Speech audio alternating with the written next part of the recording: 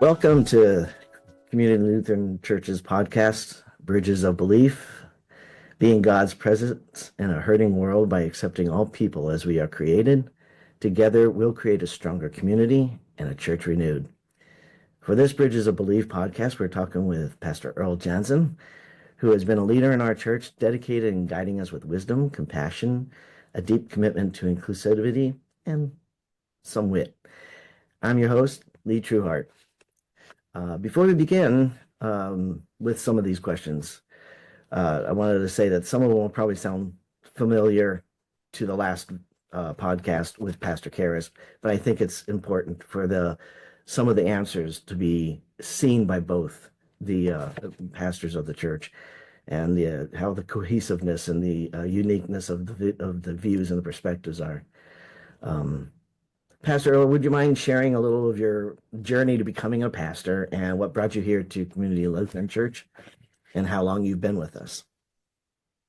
Sure. I first experienced a call to the ministry when I was the clinical director of a substance abuse facility in Iowa. It was pretty much out of the blue. I was told Lori that I had something to tell her when we got home, and then made sure she sat down because it surely disrupted everything that was going on in our lives at the time. Entered the seminary at Wartburg in Waverly, Iowa. No, in Dubuque, Iowa, sorry. And graduated there in 1990. My first call was to Fairmont, West Virginia, was there 6 years. Then in Johnstown, Pennsylvania, where I was for 8 years. And then finally in Severna Park, Maryland, where I was pastor for 18 years continuously. After retirement, I moved to Delaware. Lori had thought about moving to Delaware in retirement and getting close to the beach. And so we did that. And when I looked around the congregations, I was looking for something that was going to be not only affirming of people, but also one that could feed us. And there were a number of options. We visited a number of congregations in the area, and Pastor Karras was just coming on board at that time. And we thought, hey, we could do this, and we can spend some time affirming a pastor. That's cool. So how long you been with them? About a couple of years, 2-3 years.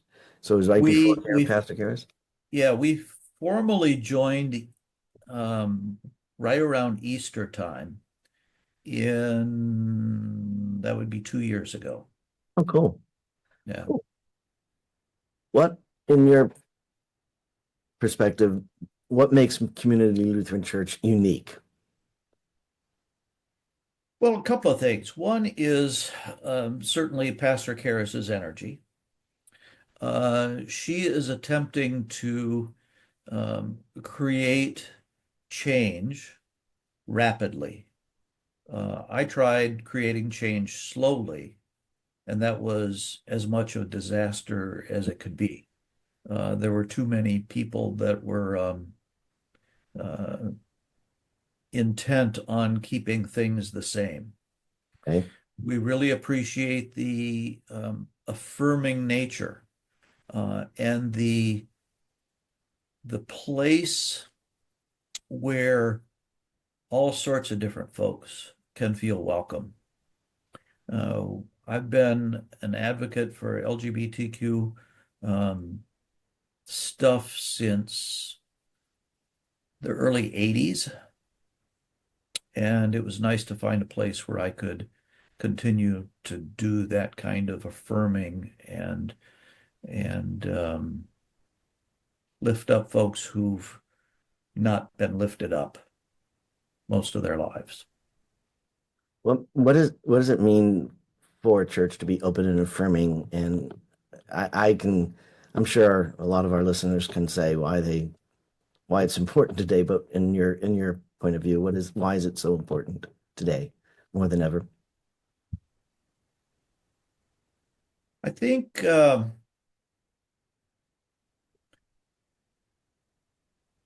think how we judge people, how we treat people who have experiences different than our own is a good reflection of whether or not we're living the life that Jesus invites us into. Um, it is real easy to be friends and have relationships with people who are just like us. It is another thing to be friends and affirming with folks who come at life a little bit differently and have different struggles. And to be invited into those lives is a real honor. That's great. Um, and believe it or not,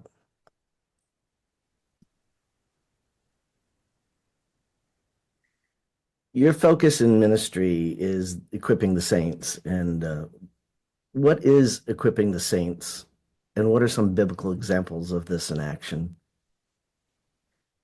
The language comes out of Ephesians 4, the first half of that chapter. And in it,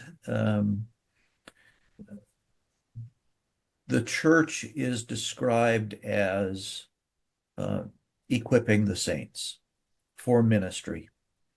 And it has struck me all through the years that pastors get to do a lot of good, exciting things. And we have tended to protect um, our vocation, if you will, from others in the church by claiming special kinds of authority.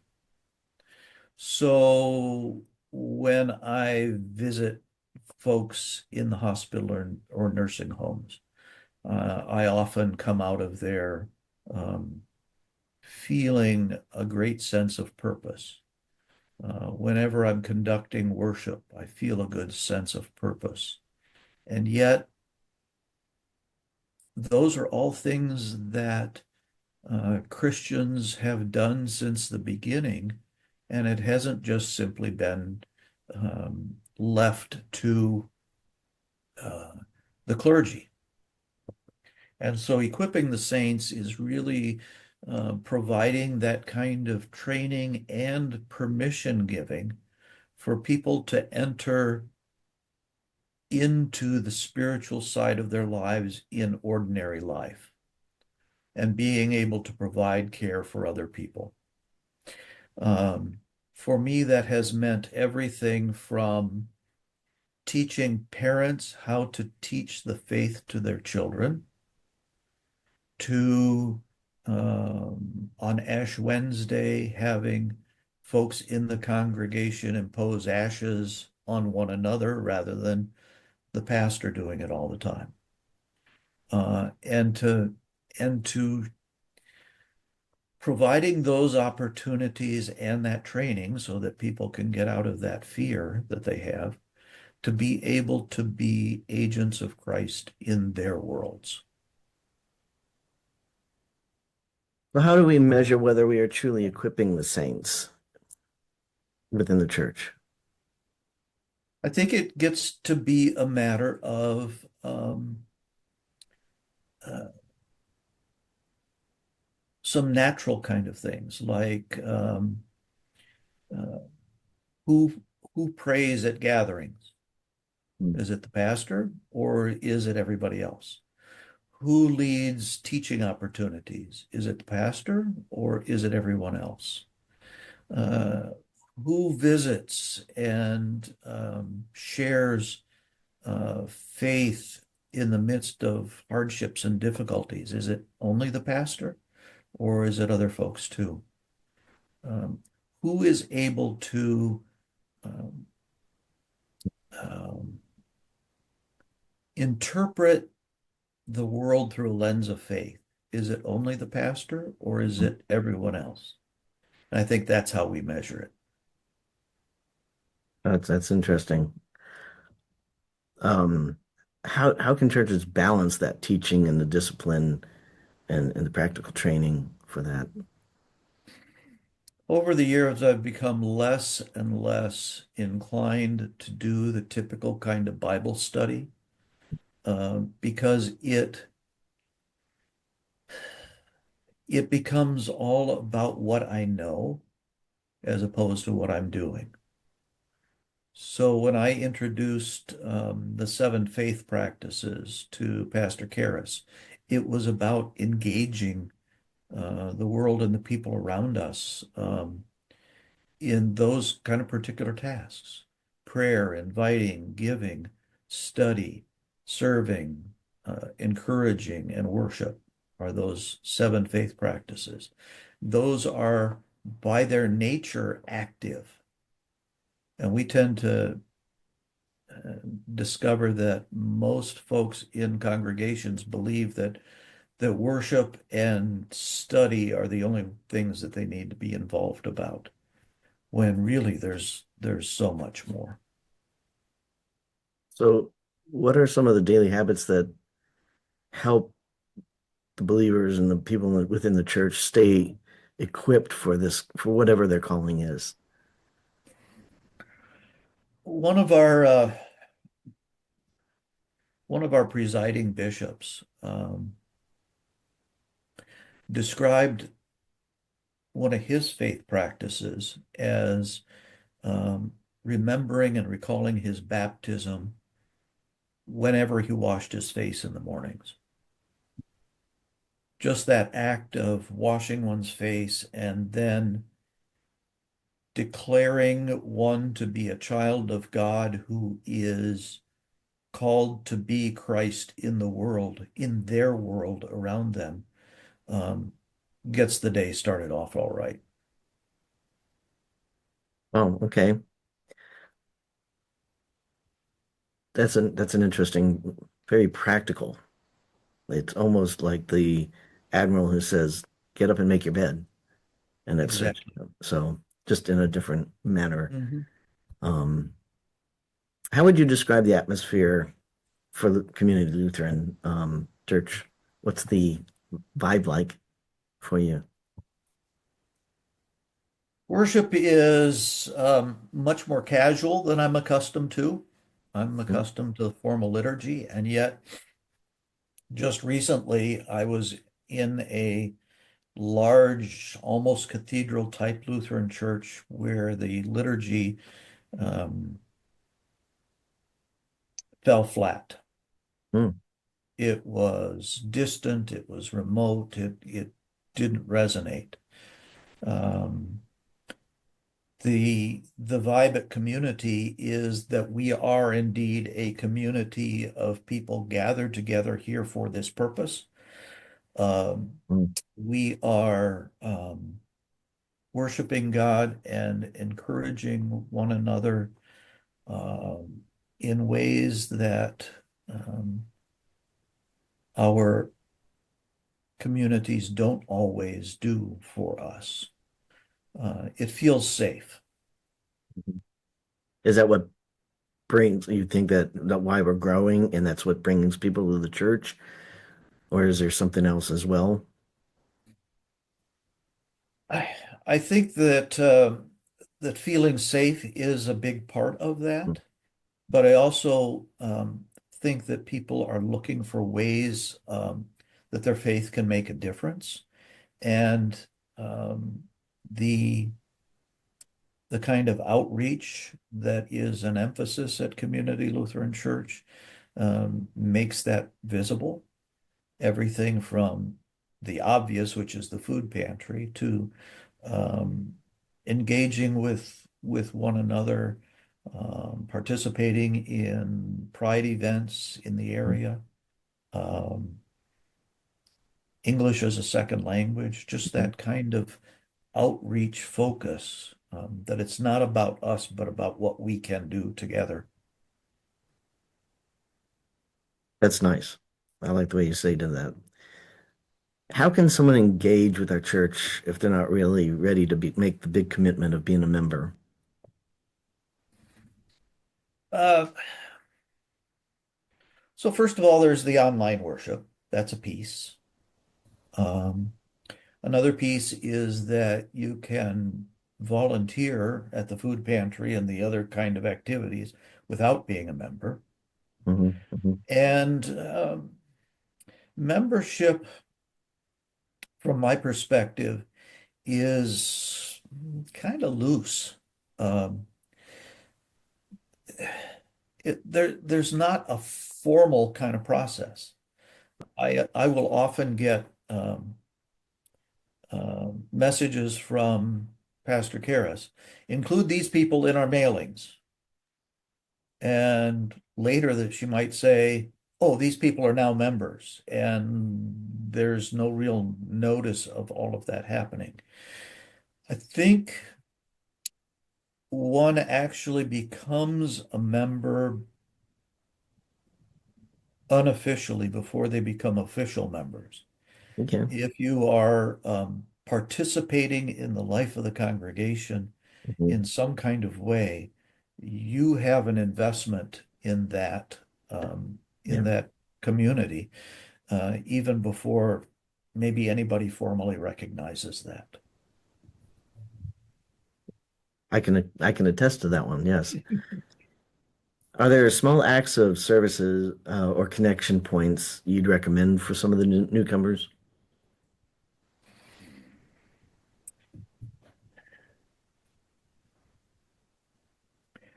Pastor Karras is very open to what people bring to the congregation Hmm. and their interests. So, for instance, you're doing a podcast. You had some interest in doing something like that. There are a group of people who are master gardeners who are interested in um, showcasing, if you will, some of their talents, but also helping beautify the grounds. There are other folks that are on the edges of the congregation at this point that just in their normal day-to-day kind of things make a world of difference. I know of one person who has been transporting clothing and some other tangible kind of things to a homeless encampment. Um, that's not a formal kind of thing that anybody's doing, but but that person is part of Hmm. the congregation and is living out their faith in those kind of ways. It makes a difference in those people's lives too. So yeah. Absolutely. So it, ministries come in different ways. So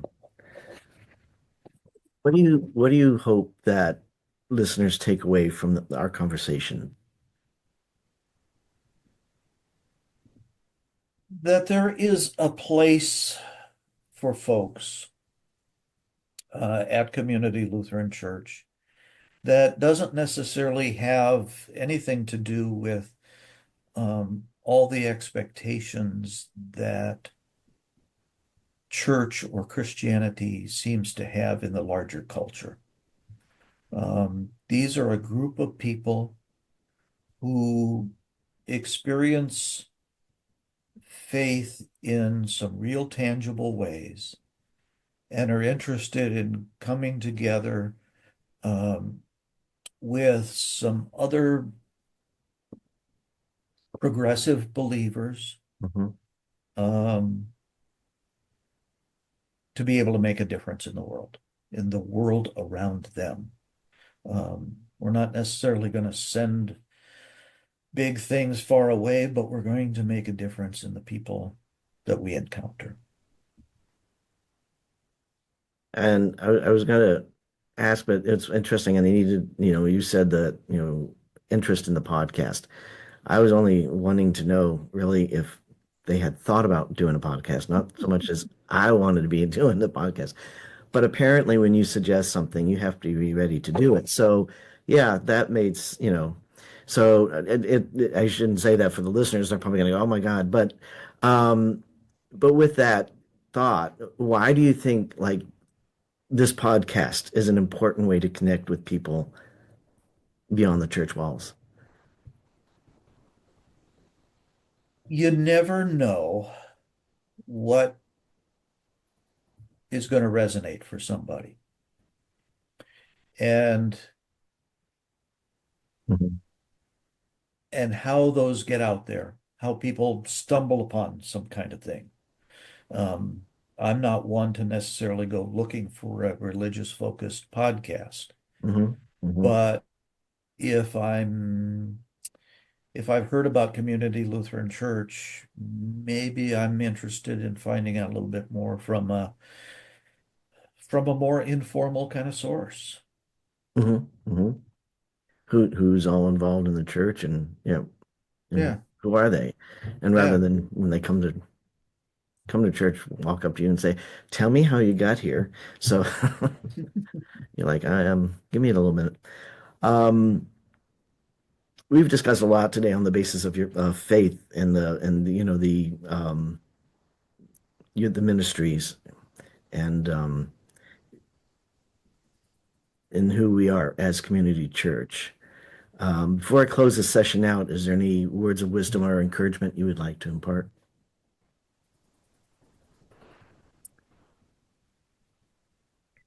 I think it's a matter of giving it a shot. When I was looking for congregations, there was one congregation in the area that closed their worship service with "Go in peace, serve the Lord, God bless America." Okay. Um, and that was very reflective of a very conservative bent. Um, Hmm. it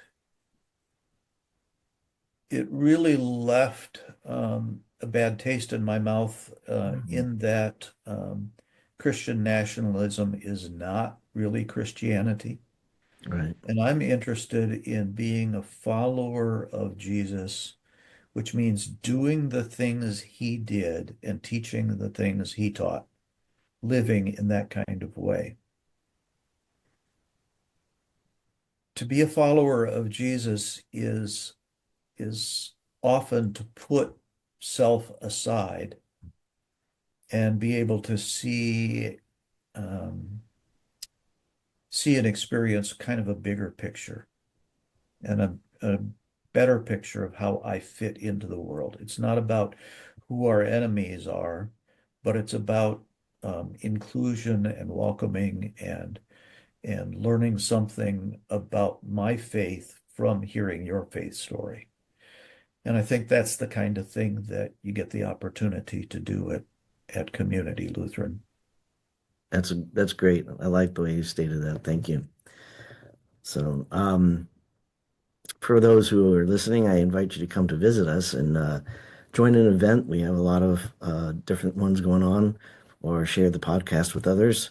To worship with us at Lutheran Community Lutheran Church. It's probably not great that sometimes I'm dyslexic when I'm doing this. We're at the 3897 Omar Road in Frankfurt. You can join us online at https:// bridgebuilder.church.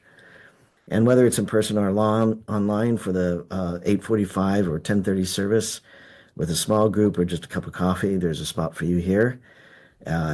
Next episode, we'll be talking with those that run our food pantry ministry.